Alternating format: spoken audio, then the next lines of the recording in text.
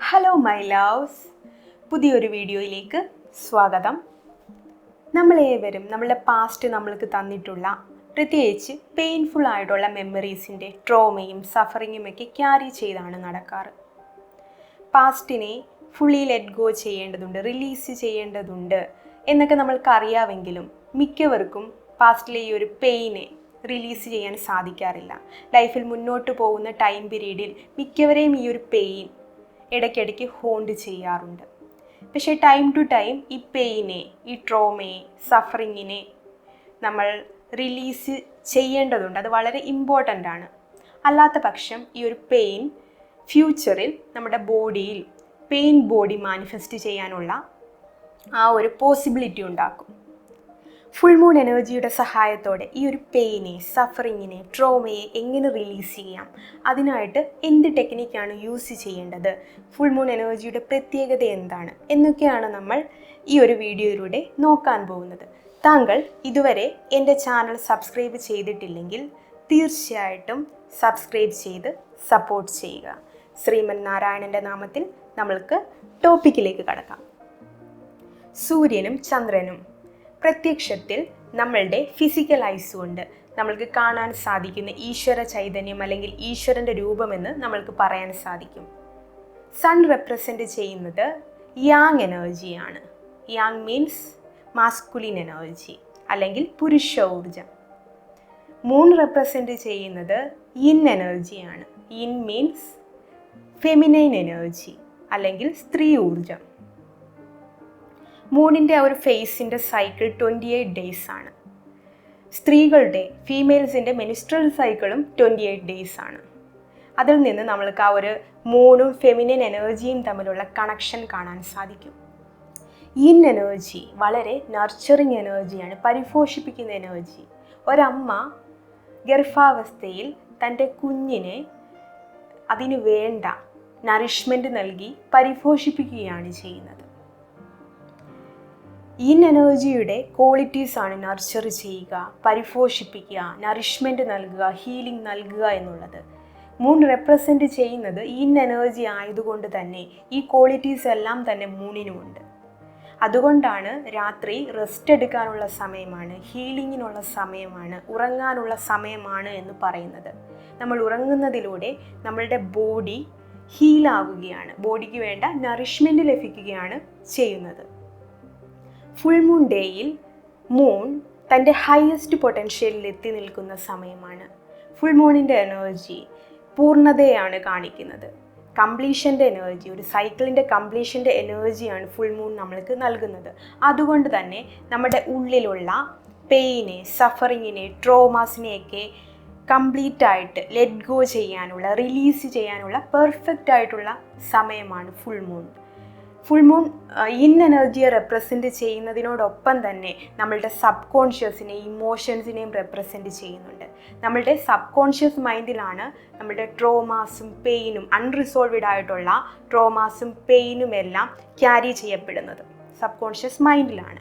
അതുകൊണ്ട് തന്നെ ഇത് പെർഫെക്റ്റ് ആയിട്ടുള്ള ടൈം പീരീഡാണ്. ഫുൾ മൂൺ ഡേയിൽ നമ്മുടെ ട്രോമാസിനെയും പെയിനെയും എല്ലാം റിലീസ് ചെയ്യാനുള്ള പെർഫെക്റ്റ് ആയിട്ടുള്ള ടൈം പീരീഡാണ്.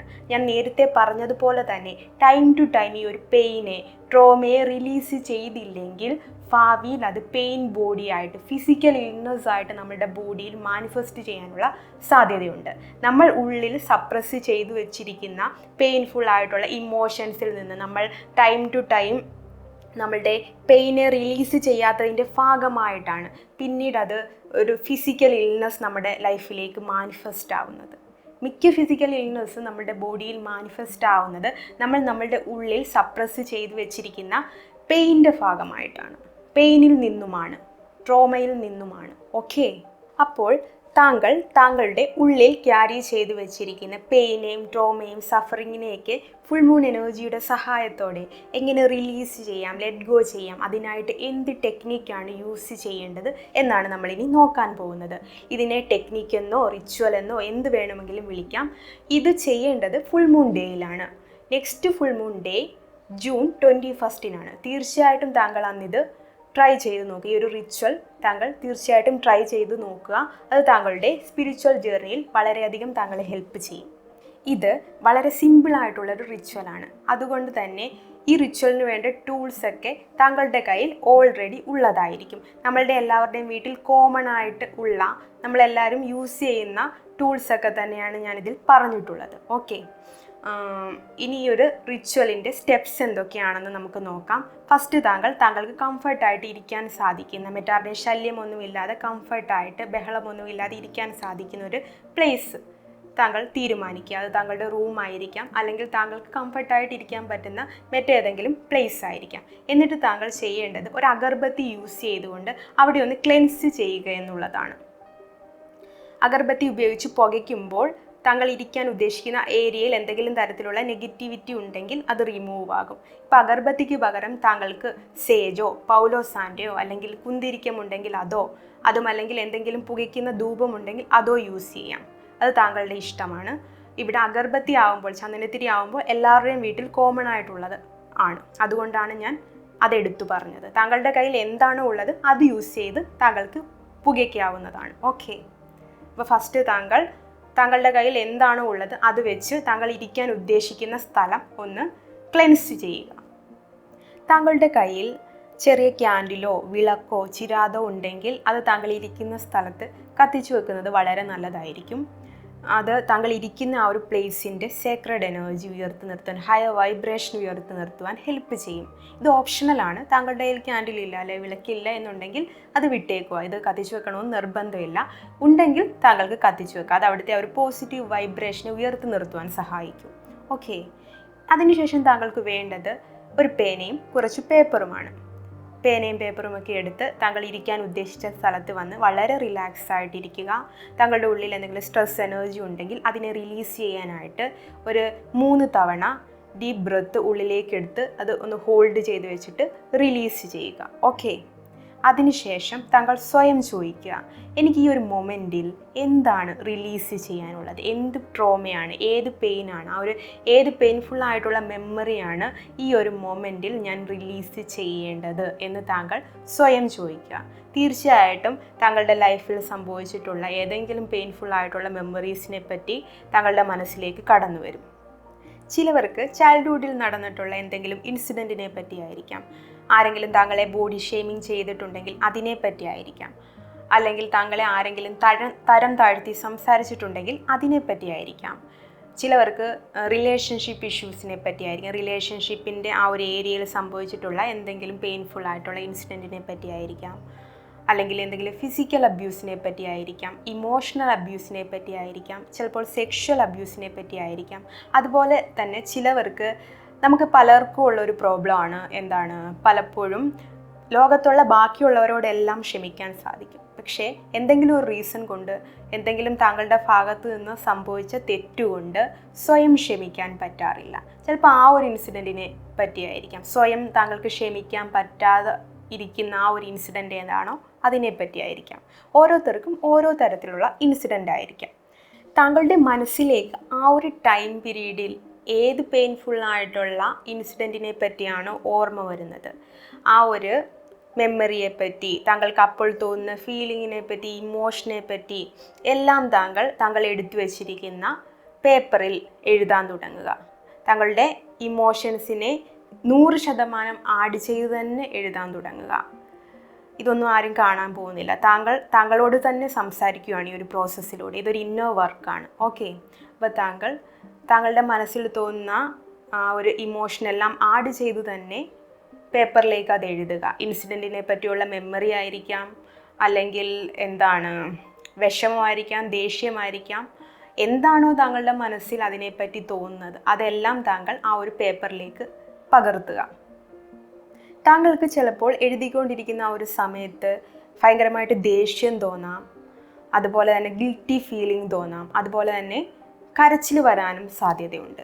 കരച്ചിൽ വരികയാണെങ്കിൽ, ദേഷ്യം തോന്നുകയാണെങ്കിലും അതിനെ പിടിച്ചു നിർത്തേണ്ട കാര്യമില്ല. കരച്ചിൽ വരികയാണെങ്കിൽ താങ്കൾ കരയുക. കരയുന്നത് അത്ര തെറ്റൊന്നുമല്ല. കരയുന്നതിലൂടെ നമുക്ക് ഹീലിംഗ് എനർജിയാണ് ലഭിക്കുന്നത്. നമ്മൾ അവിടെ ഒരു തരത്തിലുള്ള റിലീസാണ് കരച്ചിലിലൂടെ ചെയ്യുന്നത്. ഓക്കെ, അതുകൊണ്ട് കരച്ചിൽ തോന്നുകയാണെങ്കിൽ കരയുക. കരഞ്ഞാലും ദേഷ്യം തോന്നിയാലും ഒന്നും എഴുത്ത് നിർത്തരുത്. താങ്കളുടെ ആ ഒരു 100% ഇമോഷനും ആഡ് ചെയ്ത് തന്നെ താങ്കൾ ആ പേപ്പറിലേക്ക് താങ്കൾക്ക് ആ ഒരു മൊമെൻറ്റിൽ ഈ ഒരു ഇൻസിഡൻറ്റിനെ പറ്റി ഈ ട്രോമയെ പറ്റി തോന്നുന്ന കാര്യങ്ങളെല്ലാം തന്നെ പകർത്തുക. ഇനി ഞാൻ പറയുന്ന സ്റ്റെപ്സ് താങ്കൾ ഫോളോ ചെയ്യേണ്ടത് സൺസെറ്റിന് ശേഷമാണ്. ആകാശമൊക്കെ ഇരുണ്ട് സ്റ്റാർസും മൂണുമൊക്കെ ഉദിച്ചു വരുന്ന ആ ഒരു സമയം 7 മണി 8 മണി ആ ഒരു സമയത്താണ് ഇനിയുള്ള സ്റ്റെപ്സ് താങ്കൾ ഫോളോ ചെയ്യേണ്ടത്. ഈ സ്റ്റെപ്സിന് വേണ്ട ടൂൾസ്, ഒരു ഗ്ലാസ് വെള്ളം, അത് ചില്ല് ഗ്ലാസ്സിൽ തന്നെ എടുക്കുക. ഓക്കെ, സ്റ്റീൽ ഗ്ലാസ് യൂസ് ചെയ്യരുത്. ചില്ല് ഗ്ലാസ്സിൽ തന്നെ ഒരു ഗ്ലാസ് വെള്ളം എടുക്കുക. അതാദ്യം തന്നെ താങ്കൾ എടുത്തു വെക്കുക. ഇനി താങ്കൾക്ക് വേണ്ടത് ഒരു തീപ്പെട്ടിയാണ്. നമ്മൾ ഓൾറെഡി നമ്മളുടെ ആ ഒരു പെയിൻഫുൾ ആയിട്ടുള്ള മെമ്മറീസിനെ പറ്റി എഴുതി വെച്ചിട്ടുള്ള ആ ഒരു പേപ്പറില്ലേ, ആ പേപ്പർ കത്തിച്ച് കളയാനുള്ള സമയമാണിത്. അപ്പോൾ അത് കത്തിക്കുവാനായിട്ട് താങ്കളുടെ കയ്യിൽ എന്താണോ ഉള്ളത് അത് എടുക്കാം. അത് തീപ്പെട്ടി ആയിരിക്കാം, അല്ലെങ്കിൽ കർപ്പൂരമായിരിക്കാം, അല്ലെങ്കിൽ ക്യാൻഡിലായിരിക്കാം. എന്താണോ താങ്കളുടെ കയ്യിൽ അത് കത്തിച്ച് കളയാനായിട്ടുള്ളത് അതെടുക്കുക. എന്നിട്ട് താങ്കൾ ഓൾറെഡി എഴുതി വെച്ചിട്ടുള്ള ആ ഒരു പേപ്പറും എടുക്കുക. ഞാൻ ഈ പറയുന്ന റിച്വൽസ് എല്ലാം തന്നെ താങ്കൾ മാക്സിമം പുറത്ത് നിന്ന്, വീടിന് പുറത്തിറങ്ങി ചെയ്യാൻ ശ്രമിക്കുക.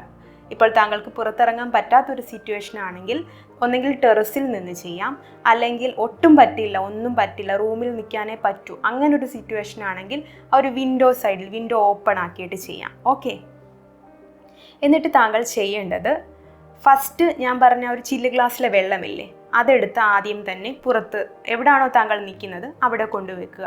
എന്നിട്ട് മൂണിനോട് പ്രാർത്ഥിക്കുക. ഈ ഒരു ചില്ല് ഗ്ലാസ്സിലെ ഈ ഒരു വെള്ളത്തിൽ മൂണിൻ്റെ ആ ഒരു ഹീലിംഗ് എനർജി ആഡ് ചെയ്യാനായിട്ട് ആ ഒരു ഇൻറ്റൻഷനോടുകൂടി മൂണിനോട് പ്രാർത്ഥിക്കുക. അതിനുശേഷം താങ്കൾ ഓൾറെഡി എഴുതി വെച്ചിട്ടുള്ള ആ ഒരു പേപ്പറും അത് കത്തിക്കുവാനായിട്ട് താങ്കൾ എന്ത് ടൂളാണോ യൂസ് ചെയ്യുന്നത് ആ ഒരു ടൂളുമായിട്ട് താങ്കൾ എവിടാണോ നിൽക്കാൻ ഉദ്ദേശിക്കുന്നത് അവിടെ പോയി നിൽക്കുക. എന്നിട്ട് ആകാശത്തേക്ക് നോക്കുക. ആകാശത്ത് ചിലപ്പോൾ താങ്കൾക്ക് മൂണിനെ കാണാൻ സാധിക്കും. ഇപ്പോൾ ഒരു മൺസൂൺ ടൈമൊക്കെ ആയതുകൊണ്ട് ചിലപ്പോൾ മാത്രമേ നമ്മൾക്ക് മൂണിനെ കാണാൻ സാധിക്കുകയുള്ളൂ. ഇപ്പോൾ മൂണിനെ കാണാൻ സാധിക്കുന്നില്ല എന്ന് കരുതി മൂൺ അവിടെ ഇല്ല എന്ന് വിചാരിക്കരുത്. മൂൺ അവിടെ തന്നെ ഉണ്ട്, പക്ഷേ നമ്മൾക്ക് കണ്ണുകൊണ്ട് കാണാൻ സാധിക്കാത്തതാണ്. ഇപ്പോൾ ആ ഒരു കാർമേഘമൊക്കെ മൂടി നിൽക്കുന്ന സമയമായതുകൊണ്ട് നമുക്ക് കാണാൻ സാധിക്കാത്തതാണ്. ഓക്കെ, എന്നിട്ട് താങ്കൾ ആകാശത്തേക്ക് നോക്കുക. ഒന്ന് റിലാക്സ് ആവാൻ വേണ്ടി ഒരു ഡീപ്പ് ബ്രെത്ത് എടുക്കുക. ഒരു ഡീപ്പ് ബ്രെത്ത് എടുത്തിട്ട് ഒന്ന് ഹോൾഡ് ചെയ്തിട്ട് റിലീസ് ചെയ്യുക. അതൊരു 3 തവണ താങ്കൾ എടുക്കേണ്ടതുണ്ട്. അതിനുശേഷം മദർ മൂണിനോട് ആകാശത്തേക്ക് നോക്കി പ്രാർത്ഥിക്കുക. പ്രാർത്ഥിക്കേണ്ടത് എങ്ങനെയാണ് എന്നുള്ളത് ഒരു എക്സാമ്പിളായിട്ട് ഞാൻ പറയാം. ഒന്നെങ്കിൽ ആ ഒരു എക്സാമ്പിളായിട്ട് പറയുന്നത് തന്നെ താങ്കൾക്ക് പ്രാർത്ഥിക്കാം, അതല്ല താങ്കളുടേതായിട്ടുള്ള രീതിയിൽ പ്രാർത്ഥിക്കണമെങ്കിൽ അങ്ങനെയും പ്രാർത്ഥിക്കാം. ഡിയർ മദർ മൂൺ, കാലങ്ങളായിട്ട് ഞാൻ എൻ്റെ ഉള്ളിൽ ക്യാരി ചെയ്തുകൊണ്ട് നടന്ന ഈ ഇൻസിഡൻറ്റിനെ പറ്റിയുള്ള ട്രോമയെ, പെയിനെ ഞാൻ ഈ നിമിഷം റിലീസ് ചെയ്യുകയാണ്. ഈ ഒരു പെയിനെ റിലീസ് ചെയ്യുന്നതിനായിട്ട് താങ്കൾ എനിക്ക് വേണ്ട സ്ട്രെങ്ത് തന്നതിന് ഞാൻ നന്ദി അറിയിക്കുന്നു. Thank you, thank you, thank U. താങ്കൾക്ക് ഇങ്ങനെ പ്രാർത്ഥിക്കാം. അതല്ല താങ്കളുടേതായിട്ടുള്ള മറ്റേതെങ്കിലും രീതിയിൽ പ്രാർത്ഥിക്കണമെങ്കിൽ അങ്ങനെയും പ്രാർത്ഥിക്കാം. അതിനുശേഷം താങ്കൾ ചെയ്യേണ്ടത്, താങ്കൾ എടുത്തു വച്ചിരിക്കുന്ന ആ ഒരു പേപ്പർ ഉണ്ടല്ലോ, ആ ഒരു പേപ്പർ കത്തിക്കുക. കത്തിക്കുമ്പോൾ താങ്കളുടെ മനസ്സിൽ വിഷ്വലൈസ് ചെയ്യേണ്ടത് ഈ പേപ്പർ കത്തുന്നതിനോടൊപ്പം തന്നെ താങ്കളുടെ ഉള്ളിലുള്ള ആ ഒരു പെയിൻ, ട്രോമ അതും റിലീസാകുന്നു, അത് ലെറ്റ് ഗോ ആവുന്നതായിട്ട് താങ്കളുടെ ഉള്ളിൽ വിഷ്വലൈസ് ചെയ്യുക. ഓക്കെ, പേപ്പർ കത്തുന്നതനുസരിച്ച് താങ്കളുടെ ഉള്ളിലുള്ള ആ ഒരു ട്രോമ, ആ ഒരു പെയിൻ തന്നെ ഉരുകി ഉരുകി ഉരുകി ഇല്ലാതാവുന്നതായിട്ട് താങ്കൾ വിഷ്വലൈസ് ചെയ്യുക. അതിനുശേഷം വീണ്ടും മൂണിനോട് താങ്ക് യു പറയുക. ഡിയർ മദർ മൂൺ, ഈ ഒരു പെയിനെ കംപ്ലീറ്റ് ആയിട്ട് ലെറ്റ് ഗോ ചെയ്യുവാൻ, റിലീസ് ചെയ്യുവാൻ എന്നെ സഹായിച്ചതിന് thank you, thank you, thank you. എന്നിട്ട് താങ്കൾ അവിടെ നമ്മൾ ഓൾറെഡി ആ ചില്ല് ഗ്ലാസ്സിൽ എടുത്തു വെച്ചിരുന്ന ഒരു വെള്ളമുണ്ടല്ലോ, ഒരു മൂണിൻ്റെ ഹീലിംഗ് എനർജി ആഡ് ചെയ്യാനായിട്ട് വെച്ചിരുന്ന വെള്ളം, അതെടുത്ത് താങ്കൾ കുടിക്കേണ്ടതുണ്ട്. ഈ ഒരു മൂണിൻ്റെ ഹീലിംഗ് എനർജി ആഡ് ചെയ്തിട്ടുള്ള വാട്ടർ കുടിക്കുന്നതിൻ്റെ ഉദ്ദേശം നമ്മളുടെ ഉള്ളിൽ കുറേ കാലമായിട്ട് കൊണ്ടു നടന്ന ട്രോമയും പെയിനെയാണ് ഇവിടെ റിലീസ് ചെയ്തത്.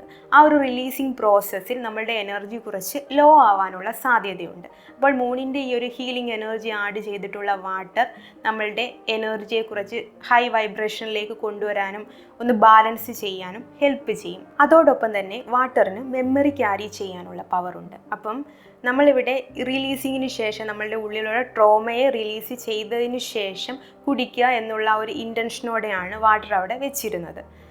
തീർച്ചയായിട്ടും ആ ഒരു ഇൻറ്റൻഷൻ ആ വാട്ടറിൽ ആഡ് ആയിട്ടുണ്ട്. അപ്പോൾ അത് നമ്മളുടെ ഉള്ളിലേക്ക് ചെന്നിട്ട് നമ്മളുടെ സബ് കോൺഷ്യസിൽ ഓക്കെ നമ്മളുടെ ആ ഒരു ട്രോമയെ റിലീസ് ചെയ്തു എന്നുള്ള മെമ്മറി അവിടെ ആഡ് ചെയ്യും. അത് നമ്മളുടെ സബ് കോൺഷ്യസിനെ ഹീൽ ചെയ്യാനും ഹെൽപ്പ് ചെയ്യും. ഞാൻ ഓൾറെഡി പറഞ്ഞതുപോലെ ഇത് വളരെ സിമ്പിളായിട്ടുള്ളൊരു റിച്വലാണ്, വളരെ സിമ്പിളായിട്ടുള്ളൊരു ടെക്നിക്ക്. അതുകൊണ്ട് തന്നെ വരുന്ന ഫുൾ മൂൺ ഡേയിൽ താങ്കൾ തീർച്ചയായിട്ടും ഇത് ട്രൈ ചെയ്തു നോക്കുക. താങ്കളുടെ സ്പിരിച്വൽ ജേർണിയിൽ, താങ്കളുടെ ഹീലിംഗ് ജേർണിയിൽ വളരെയധികം ഹെൽപ്പ് ചെയ്യുന്ന ഒരു ടെക്നിക്കാണ്. താങ്കളുടെ പെയിനെയും ട്രോമയൊക്കെ ഹീൽ ചെയ്യുവാൻ ഈ ഒരു ടെക്നിക്ക് താങ്കളെ ഹെൽപ്പ് ചെയ്യും. ഈ ഒരു റിച്വലിലൂടെ താങ്കൾ ഏത് മെമ്മറിയെ പറ്റിയുള്ള പെയിനാണോ റിലീസ് ചെയ്തത്, ആ ഒരു പെയിൻ ഈ റിച്വലിന് ശേഷം താങ്കളിൽ നിന്ന് പതിയെ പതിയെ ഫെയ്ഡ് ആവുന്നത്, പതിയെ പതിയെ ഇല്ലാതാവുന്നത്, റിലീസാവുന്നത് താങ്കൾക്ക് കാണാൻ സാധിക്കും. നേരത്തെ, അതായത് ഈ ഒരു റിച്വൽ പ്രാക്ടീസ് ചെയ്യുന്നതിന് മുമ്പ് ഈ ഒരു പെയിൻ താങ്കളെ ഒരുപാട് ഹോണ്ട് ചെയ്യുന്നുണ്ടായിരുന്നുവെങ്കിൽ ഈ റിച്വലിന് ശേഷം താങ്കൾ ഈ ഒരു മെമ്മറിയെ പറ്റി ഓർക്കുമ്പോഴൊക്കെ നേരത്തെ എക്സ്പീരിയൻസ് ചെയ്ത ലെവലിലുള്ള ആ ഒരു പെയിൻ താങ്കൾക്ക് ഫീൽ ചെയ്യില്ല. പതിയെ പതിയെ പതിയെ അത് ജസ്റ്റ് ഒരു മെമ്മറി എന്ന രീതിയിൽ കണ്ട് മുന്നോട്ട് പോകാൻ താങ്കൾക്ക് സാധിക്കും. അതിന് ഞാൻ ഗ്യാരണ്ടി. കാരണം ഇത് ഞാൻ എൻ്റെ എക്സ്പീരിയൻസിലൂടെയാണ് പറയുന്നത്.